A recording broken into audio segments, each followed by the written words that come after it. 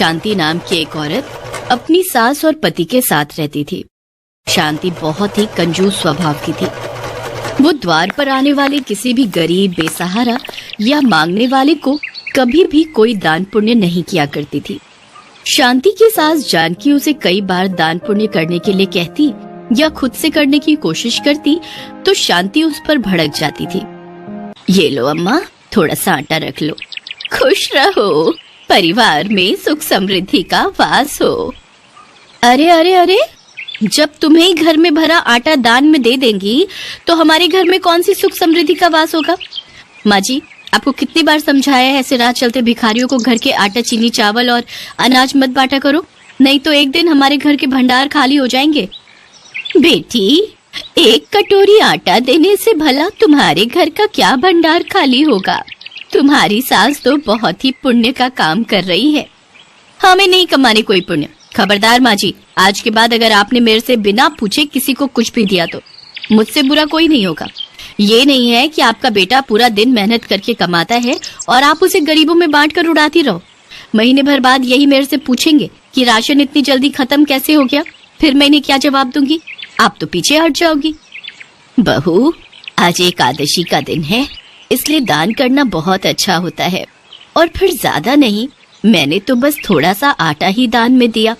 वही मैं कह रही हूँ आपसे, ये नहीं चलेगा। कोई ये दान पुण्य करने से महल नहीं खड़े हो जाएंगे। शांति की सास कुछ नहीं बोल पाती। वो बुजुर्ग तो अपने बेटा बहू के सहारे अपने जीवन के बचे खुचे दिन काट रही थी, पर शांति इस बात को नहीं समझती थी। शांति को दान पुण्य करने से बहुत नफरत थी, इसलिए वो एक फूटी कौड़ी भी दान में न खुद देती न अपनी सास को देने देती। सुमेर बेटा, कल मकर संक्रांति का पावन पर्व है। इस दिन दान पुण्य करने से व्यक्ति के जीवन के सारे दुख दूर हो जाते हैं और घर परिवार में खुशी और कारोबार में सफलता मिलती है। मैं चाहती हूँ कल तुम बहू के साथ मिलकर कुछ दान पुण्य करो।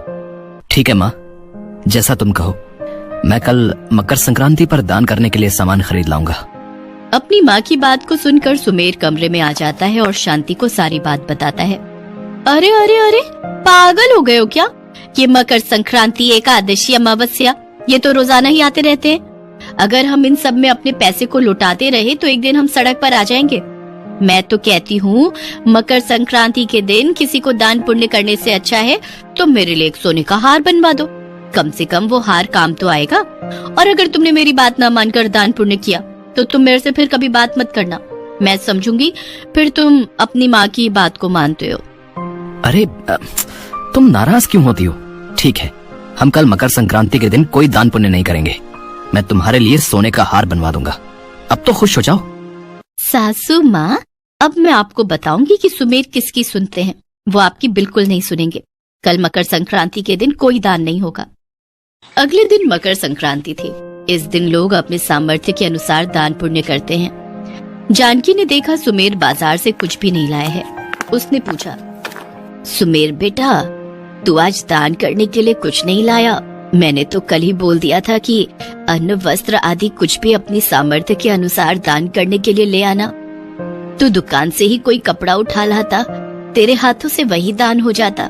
सुमेर इससे पहले कि कुछ बोल पाता तभी शांति आ जाती है। सुनो जी, देखो मैंने ये हार पहन लिया, बताओ तो कैसा लग रहा है? बहुत अच्छा लग रहा है माँ। देखो, मैं आज शांति के लिए सोने का हार खरीद कर लाया हूँ। शांति बहू, तुम्हें तो पता था आज मकर संक्रांति का कितना बड़ा दिन है, पर तुमने दान करने के लिए कोई भी चीज नहीं निकाली। माँ जी, आपको देखकर तो ऐसा लग रहा है मानो आप मेरे सोने के हार से जल गई हो। मैं पैसे बचाने की कोशिश करती हूँ और कंजूसी से घर चलाती हूँ ताकि अपने लिए कुछ जोड़ सकूं। ऊपर से आप मेरे हार की तारीफ करने की जगह फालतू का दान करने के लिए बोल रही हैं। पता नहीं जब देखो घर लुटाने में लगी रहती हैं। शांति अपना हार लेकर अंदर चली जाती है। अगले दिन सुमेर जब दुकान जाने लगता है तो उसके मोबाइल पर फोन बजता है। सेठ जी, मैंने तो आपके कहे अनुसार ही कपड़ा तैयार किया था, फिर आप माल लेना क्यों नहीं चाहते? मैंने आपको सही दाम लगाए थे। पर सुनिए तो सेठ जी। नहीं सुमेर, मुझे कपड़ा पसंद नहीं आया। मेरी किसी और दुकानदार से बात हो गई है। अब मैं तुम्हारी जगह उसी से माल खरीद रहा हूँ। मुझे माफ करना है। अब क्या होगा? सेठ जी तो बहुत बड़े ग्राहक थे। लाखों का माल मैं उन्हें आसानी से बेच देता था। बड़ी मुश्किल हो जाएगी। इसी तरह सुमेर के कई बड़े ग्राहक छूटते जा रहे थे और उसका कपड़े का काम बिल्कुल ठप हो चुका था। सुमेर को कर्जा चुकाने के लिए शांति के जेवर भी बेचने पड़े।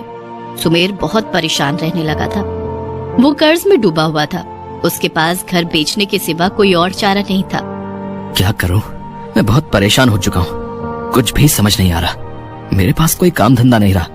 न जाने किसकी नजर लग गई। सब कुछ तो ठीक चल रहा था, पर अचानक ये सब क्या हो गया? सुमेर बेटा, हर व्यक्ति को अपनी कमाई का कुछ हिस्सा दान पुण्य में अवश्य देना चाहिए। साल में कुछ ऐसे दिन आते हैं जिस दिन दान पुण्य करने से व्यक्ति के जीवन में सुख समृद्धि आती है। पर शांति ने मेरी एक नहीं सुनी। घर की बहू बेटियां घर की लक्ष्मी होती हैं। शांति घर की लक्ष्मी है, पर उसने सदैव दान पुण्य न खुद से किया, न मुझे करने दिया और न ही तुम्हारे हाथों से ही करने दिया। मकर संक्रांति के दिन दान पुण्य करना बहुत फलदायी होता है, पर पिछले महीने ही मकर संक्रांति के दिन मेरे कहने पर तुमने कुछ भी दान नहीं किया। कहीं न कहीं ये गलत है बेटा। तुमने मेरी बिल्कुल नहीं सुनी। माँ, मुझे माफ कर दो। मैंने सचमुच बहुत बड़ी गलती कर दी। माँ जी, मुझे माफ कर दीजिए। आज मेरी कंजूसी की आदत के कारण ही हमारे घर में परेशानी आई है, पर कोई तो उपाय होगा जिससे सब कुछ फिर से ठीक हो सके। बहू, अपने कष्टों से छुटकारा पाने के लिए केवल एक उपाय जो सबसे सरल है, वो है गरीबों में सामर्थ्य अनुसार दान पुण्य करना। भूखों को भोजन कराना, पशु पक्षियों को अनाज और चारा डालना, प्यासे को पानी पिलाना और सभी जरूरतमंद लोगों की सेवा करना। अगर मनुष्य ये सब सेवा कर्म करे तो उसके जीवन के सारे कष्ट दूर हो जाते हैं और भगवान की कृपा से घर में सुख समृद्धि का वास होता है। माँ जी, मैं वादा करती हूँ, अब मैं और सुमेर आपके साथ मिलकर गरीबों में दान पुण्य करेंगे। व्रत पूजन करूंगी और सदैव अच्छे कर्म करूंगी। कभी भी कंजूसी नहीं करूंगी। शांति अपने सामर्थ्य के अनुसार अपनी सास के कहने पर दान पुण्य करना आरंभ करती है। धीरे धीरे सुमेर का काम फिर से ठीक होने लगता है। उसे कपड़े का ऑर्डर मिलने लगता है।